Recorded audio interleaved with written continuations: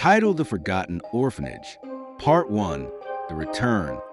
The sky was overcast and the air thick with the promise of rain as Emily Carter, a young journalist in her late 20s, parked her car near the rusted gates of Ashmoor Orphanage, a place abandoned for over 3 decades and shrouded in stories no one dared to speak of anymore.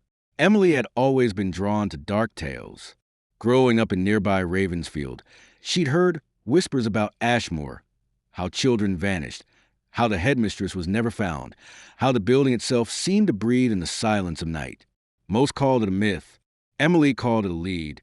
Now, years later, she was here, holding a flashlight and a camera, determined to uncover the truth for her new podcast series, Echoes of the Past.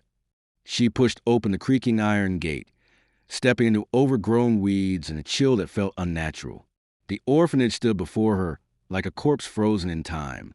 Bricks chipped, windows shattered, ivy crawling up its spine like veins.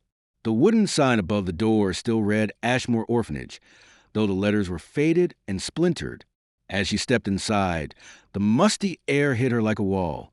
The building groaned under its own weight. She passed through the main hall, where broken furniture lay in heaps and paint peeled like old skin. Her flashlight flickered for a moment. "Don't start this now," she whispered to it, shaking the torch until the light steadied. Her recorder blinked red. Day 1. I've entered the main hallway. Smells of rot. Silence, so deep it feels alive. No sign of animals or insects. She pushed open the first door on her right, the dining hall. Dust-covered plates still sat on long wooden tables. An overturned high chair lay in the corner.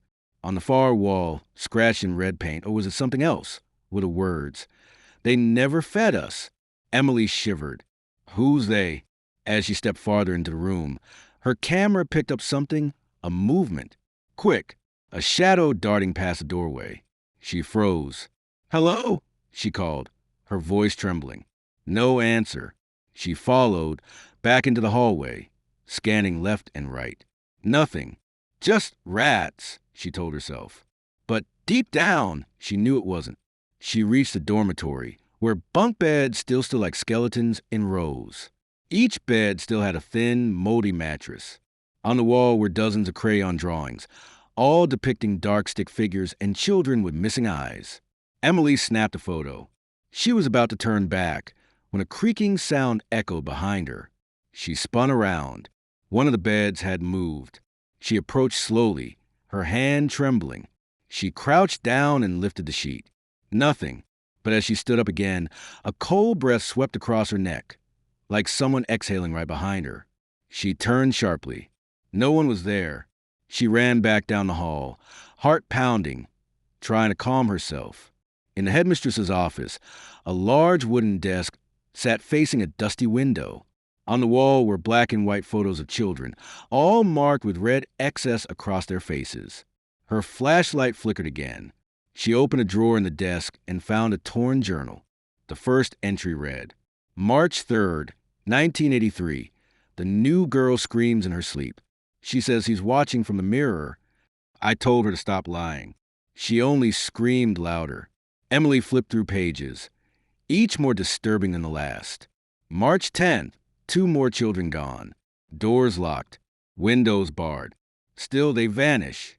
March 17th, I saw it today. The thing in the mirror. It is not human. It is ancient. It wants the children. The last page read only one thing. I let it in. A loud bang echoed from above. Emily froze. Footsteps. Slow. Deliberate. Coming from the second floor. She knew she should leave. But the story, the truth, it was up there. She climbed the grand staircase, each step creaking louder than the last. At the top, the hallway was darker, colder. She opened the door to the nursery. Inside, cribs lined the walls, most broken.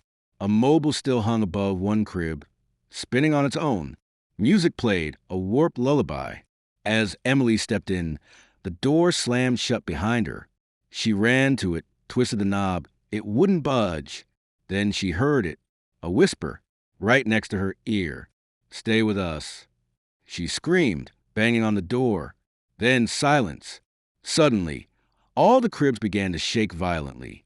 The mobile spun faster. From the far corner of the room, a figure began to rise. A small girl, pale as snow, with empty black eyes and a twisted smile.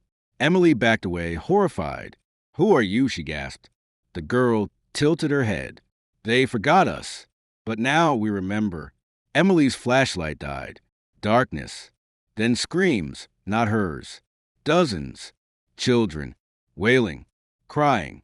Begging. All around her. And then nothing. If you enjoyed our video, please subscribe to our channel. Share the video with others, and don't forget to like it.